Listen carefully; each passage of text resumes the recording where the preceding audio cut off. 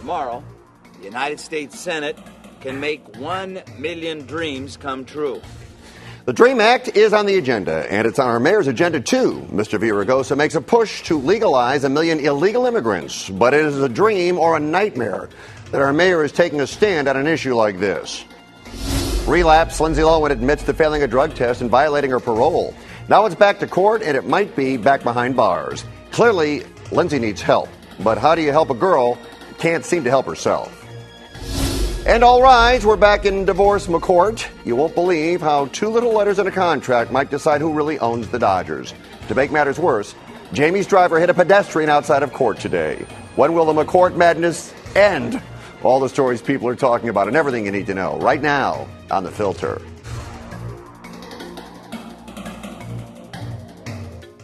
Hello again off the top, The Filter forefront, our top 4 of the day, including that loophole that got you out of your last speeding ticket. Good luck getting through that loophole now, but we'll begin with this. Mayor Antonio Villaraigosa has made his feelings known on plenty of issues, and now he's taking up for illegal immigrants. Specifically, college students are in this country illegally. He wants to correct that. Tomorrow, the U.S. Senate will take up the DREAM Act, which would provide a pathway to citizenship for some college students in this country illegally. Today, Mayor Villaraigosa said he, too, has that dream. Today, I say to the United States Senate, pass the DREAM Act. Give our young people a chance to go to college, to enter our workforce, to serve in our military, and importantly, to achieve the American dream. Students that have been in the United States for at least 5 years and have graduated from high school or have served in the military would be eligible to apply for citizenship under the DREAM Act. If approved, it could grant citizenship to nearly 1 million illegal immigrants.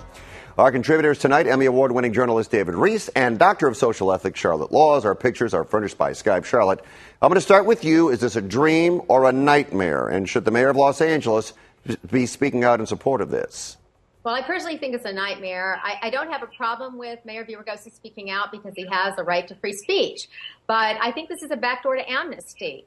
And I think it's a political maneuver by the Democrats. It's a win-win for them because if it passes, they can say to the Hispanic population, look what we did, vote for us in November. If it fails, they can say, oh, it's the Republicans' fault, vote for us in November. But the problem with it is that it grants amnesty for so many individuals. It's not a small number like it sounds. It's going to be 553,000 in the state of California, according to what I heard on the radio today. It could be as many as 2 million people that are going to get amnesty from this. And then once they get it, they can petition for their relatives and other illegals to be able to also be brought under the umbrella. So I think if it were much more limited and you said 4 years at an accredited school, not subsidized by the taxpayer, or 4 years in the military, if it was like that and there were a fewer number, I think that many people such as myself would have much less problem with it. David, Charlotte says nightmare. In your eyes, dream or nightmare? Nightmare. I actually agree with Charlotte, but for a slightly different reason. And my issue is this. There is no way of getting around this. These people are here illegally, okay? And I can't get around that. I get that a lot of these people... What do you mean, David, you don't have a heart? Isn't that what this is about? You don't have a heart? I do have a heart, and I really do. And you know what? There is one part of this measure that I actually can get on board with, and that is the military service part. Because I think if you are willing to come here and serve in America's armed forces and defend our country, then yeah. Okay, you know what? I think you've earned your right to citizenship. But coming here and going to college, sometimes at taxpayer expense, I might add, have you earned your right to be an American citizen when you didn't follow the rules and you came here illegally? I don't think so. And I just can't get around that. It's an issue of fairness. Now, I will totally grant you, Fred, that some of these people came here and, you know, it wasn't their choice. Their parents came here. They've been here their whole lives. Right. But they're still here illegally, and I have an issue with that. All right. And that seems to be the bottom line. Let's move on.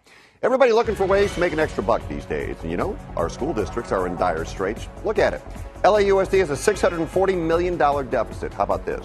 How about a way for them to take a bite out of that bottom line? How about you start selling ads at local high schools? Yeah. Just start putting up ads in the cafeteria, on the gym, outside the library. Why not? Well, school district in San Diego County is doing it. Sweetwater High School District is expected to approve their first campus advertiser tonight. It would be an ad for a nearby college, but they've already opened the door for companies to start marketing directly to high schoolers. The policy of accepting ads has already been approved. The district hopes to make $1 million a year placing ads on high school campuses. Marketing at kids' high school. You okay with schools putting up ads on campus, David? Oh, hell yeah. I think it's brilliant. I think it's absolutely brilliant. I love the story last week about putting ads on the side of school buses. And the objections that I've seen are from parents who are saying, oh, don't market to my kids. Newsflash, your kids are inundated with marketing already.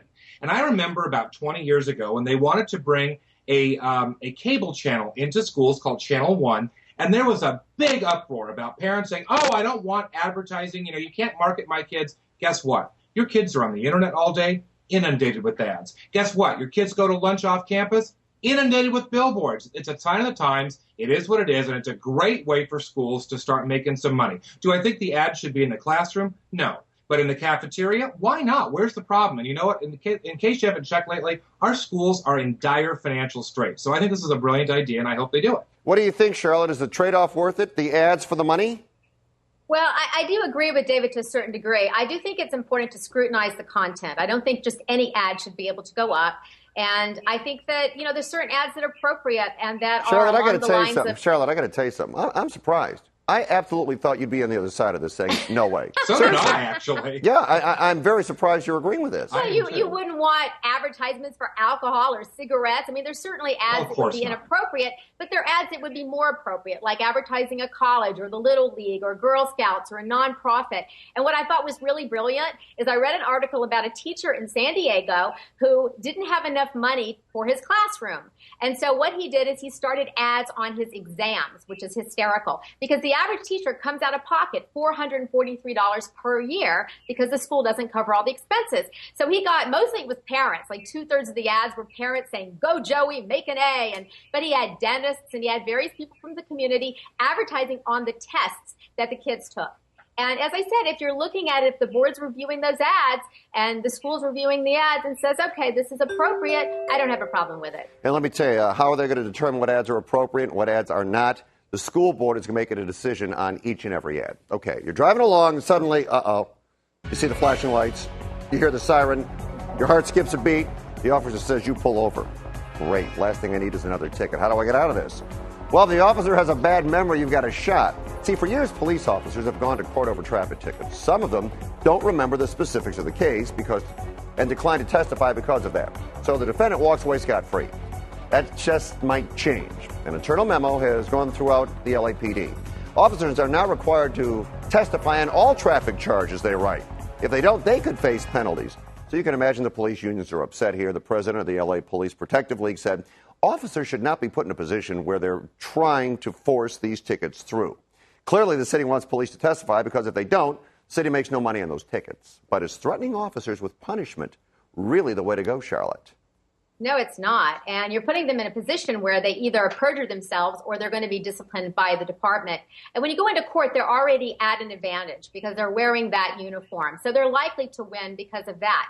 The average person who goes into court can't say, well, I don't remember, but I have a note here that I wasn't speeding. Or in a separate case, you can't go in and say, well, I don't remember being robbed, but I have a note here that I was robbed. You can't do that. I think what the department should be doing is providing memory enhancement classes for the officers if they think this is a concern. Currently, officers write 512,000 tickets a year, the LAPD. So they're writing a lot of tickets. Charlotte, for the love of God. What?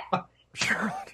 Memory enhancement courses. Well, yeah, there are ways that you can enhance your memory. Like, oh, that was the motorist with the pink hat, or that's the one with the gross mole on her face. You can remember by taking notes. Charlotte, nobody is going to remember 504 tickets. They're just not classes or not, and I don't want to pay for those classes. Go ahead, David. David, go ahead. Here's the thing. You know what? This is a dumb idea. I agree with Charlotte, but for a different reason. Well, actually, for the same reason in some respects. Here's the thing. She's right. Cops have an added advantage. They're wearing a badge, and they are presumed to be telling the truth. Do you want to put our officers in a position to have to lie, which is what this is going to do? I mean, the bottom line is they're going to get trouble back at the office, or they're going to have to perjure themselves and make up a memory they don't have. It's ridiculous. Wouldn't the argument be, though, David, wouldn't the argument be, if you write a ticket in the eyes of your superior, if you write a ticket, you should go to court. You should present the case because you wrote the ticket. You should know what's going on. I mean, wouldn't that be... Yeah, but you yourself just said, how are you going to remember well, you 540... You can't. I know. Exactly. It's unreasonable. And by the way, I'd like to know how often this really happens because I've gone to court. I've gotten my fair share of speeding tickets. I have never had a cop either not show up or come in and say they couldn't remember. I mean, does this really even happen? Apparently it happens to everyone but you. Except me. But you. And I'm ready for it, too, let me tell you, because my last few tickets have not been cheap. All right, let's go. Control is something Lindsay Lohan seems to lack recently. After being sentenced to 90 days in jail and 90 in rehab, Lohan's apparently relapsed, and she might soon be back behind bars. Just a few weeks after leaving rehab, Lohan admitted failing a drug test on Friday night, saying it was a setback. She's taking responsibility for her actions. Responsibility will mean she goes back to court on Friday. Her parole's been revoked. There's a real possibility she'll go back to jail or back to rehab. She's reportedly failed 2 drug tests and could be sentenced to 30 days for each failed test. One thing's clear here. Lindsay Lohan needs help. But how can you help somebody when she can't help herself? If you're the judge, what do you do with Lindsay Lohan, David? You got to throw her back in jail. Because you know what? That's what happened if it was you or me or anybody else. And that's the problem here, is that this brand of celebrity justice that we dish out in America now, whether we like it or not, isn't doing them any favors. The problem is Lindsay Lohan spends way too much time getting breaks when she shouldn't. So the truth is, yes, she needs help. Do I think you can sentence someone to rehab? No, you can't, because it won't work. Rehab only works if you want it to and work. That's what I was going to say to you. Really hit bottom. That's what I was going to say to you. It doesn't matter if she goes to jail, and it doesn't matter if she goes to rehab. If she doesn't change her life, it's not going to change. Pure That's and right. simple. So what does it matter where they put her? Right. But the truth is that we've got to show Lindsay the same rules that the rest of us follow, because that's the problem with celebrity justice in America, is that we are teaching them they are somehow subject to different rules than the rest of us. And that's one of the reasons why we see these kind of problems going on. I mean, she, has access to all this stuff, and she's given free rein, and she's allowed to do all this kind of stuff. But when it comes to legal stuff, she needs to be held to the same rules as the rest of us. So she needs to be sent back to jail. Charlotte, what do you think? Well, I agree. She should be treated like anyone else. But rather than looking specifically at her, I look at our whole culture and I say we have a culture of excess and gluttonous consumerism and, not a culture of moderation. And that's perhaps why we have an increase in drug use and abuse, and celebrities specifically have this lifestyle of excess. And the more publicity they get, the more people talk about them and the more famous they get. So I just look at that and say, are we contributing to this kind of behavior, not with just Lindsay Lohan and other celebrities, but with society at large? Yes, Charlotte, we are. And that's why she needs to be subjected to the same punishment the rest of us have. She needs to be sent back to jail. And whether we are contributing or not, it is her responsibility. It is her life. Right. She must navigate through the season, deal with it. That's right. And you know what? The bottom line is I hope she gets help, because it's hard watching this. I mean, we're going to keep going through this with this woman publicly until she addresses this. All right. And with that, we'll say thank you to both of you. Nice job tonight, Charlotte and David. Always a pleasure. I'll talk to you again soon.